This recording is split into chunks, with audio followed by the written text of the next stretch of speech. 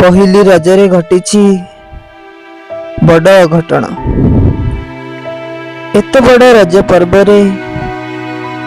सुरेंद्र बाबूंकर परिवार दुखरे भांगी पड़ी।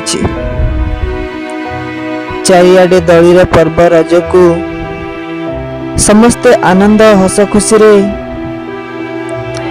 पालन करुथिबा बेले सुरेंद्र बाबूंकर पूरा परिवार दुखरे भांगी पड़ी। सुरेंद्र बाबू थिले महाप्रभु जगन्नाथंकर जड़े बड़ भक्त। आगरू महाप्रभु जगन्नाथंक कृपारू अनेक किछि विपदरू रक्षा मध्य पाई सारछंती एवं पूरा परिवार महाप्रभु जगन्नाथंकु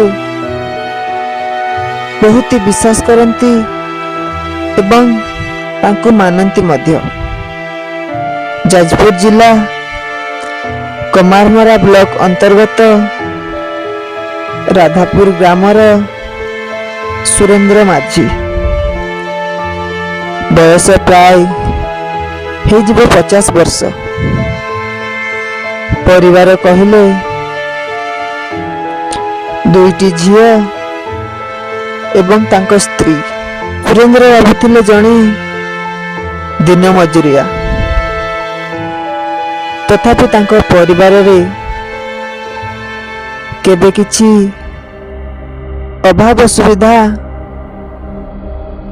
तांको पूरा परिवार केबे अनुभव करनाहांती। पहली रजरे सुरेंद्र बाबूंकर सान झियो जिद कला से नुआ ड्रेस नेब। सुरेंद्र बाबू झियर नुआ ड्रेस आनिबा पाई बाहरी पड़ले सान झियो सहित बाजार को नुआ ड्रेस किनिबा पाई। हेले झियर नुआ ड्रेस किना तांको जीवन रे आनीदेव एते बड़ गोटे दुख ताहा केबे कल्पना मध्य करि नथिले।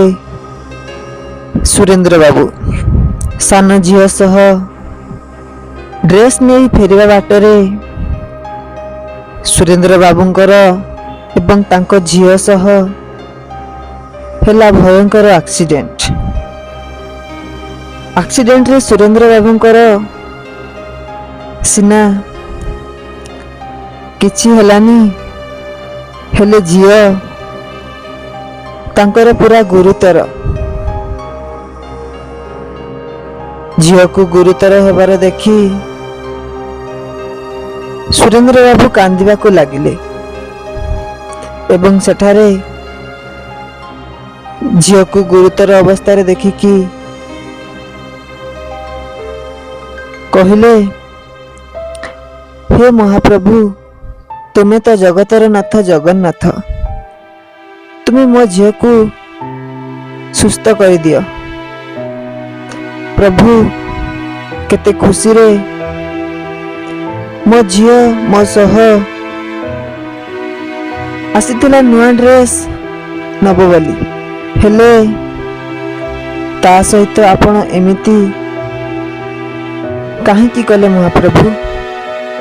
तुम्हें तो चका आखि सबू देखुच। एमिति कहीकि सुरेंद्र बाबू विकल होइकि सेठारे केवल कांदिया पाई ही लागिले। ठीक एही समय रे जने साधु से पाखकु आसिले एवं झियो मुहरे किछि पानी पीवा पाई देले। झियो मुहरे पानी पीवा पाई देई सारला परे साधु जनक सेठारे चली गले।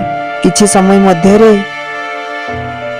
झियोटी धीरे धीरे आखि खोलिला एवं झियोटी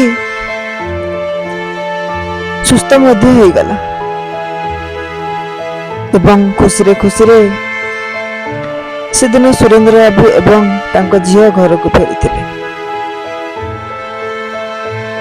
ତାପରେ ସୁରେନ୍ଦ୍ର ବାବୁ ଝିଅକୁ ନେଇକି ହସ୍ପିଟାଲକୁ ଯାଇଥିଲେ ଏବଂ ଯାହା ସବୁ ବି ଖଣ୍ଡିଆ ହେଇଥିଲା ସେ ସବୁକୁ ବ୍ୟାଣ୍ଡେଜ କରିଦେଇଥିଲେ। ଏମିତି ଥିଲା କିଛି ଅନୁଭୂତି ପହିଲି ରଜରେ ମହାପ୍ରଭୁ ଜଗନ୍ନାଥଙ୍କୁ ନେଇକି। ସତରେ ମହାପ୍ରଭୁ ଜଗନ୍ନାଥଙ୍କୁ ଭକ୍ତିରେ ଡାକିଲେ ସେ ଭକ୍ତର ଡାକକୁ ନିଶ୍ଚିତ ଶୁଣନ୍ତି। ଯଦି ଆପଣମାନଙ୍କୁ ଆମର ଏଇ ଛୋଟିଆ ଅନୁଭୂତିଟି ଭଲ ଲାଗେ ତେବେ କମେଣ୍ଟ ବକ୍ସରେ ଜୟ ଜଗନ୍ନାଥ ଲେଖିବା ପାଇଁ ଜମାରୁ ଭୁଲନ୍ତୁ ନାହିଁ ଏବଂ ଭିଡ଼ିଓଟିକୁ ଅନେକ ମାତ୍ରାରେ ସେୟାର ମଧ୍ୟ କରନ୍ତୁ। ଯଦି ଆପଣ ଜଣେ ମହାପ୍ରଭୁ ଜଗନ୍ନାଥଙ୍କର ଜଣେ ବଡ଼ ଭକ୍ତ ବୋଲି ମାନନ୍ତି ତେବେ ଆପଣଙ୍କ ସହିତ ଯଦି କିଛି ଏମିତି ଅନୁଭୂତି ଥାଏ ନିଶ୍ଚିତ ଆମକୁ କମେଣ୍ଟ ବକ୍ସରେ ଲେଖିକି ଜଣାନ୍ତୁ। ରହୁଛି, ଦେଖାହବ ଆଉ ଗୋଟେ ନୂଆ ଅନୁଭୂତି ନେଇକି। ଜୟ ଜଗନ୍ନାଥ।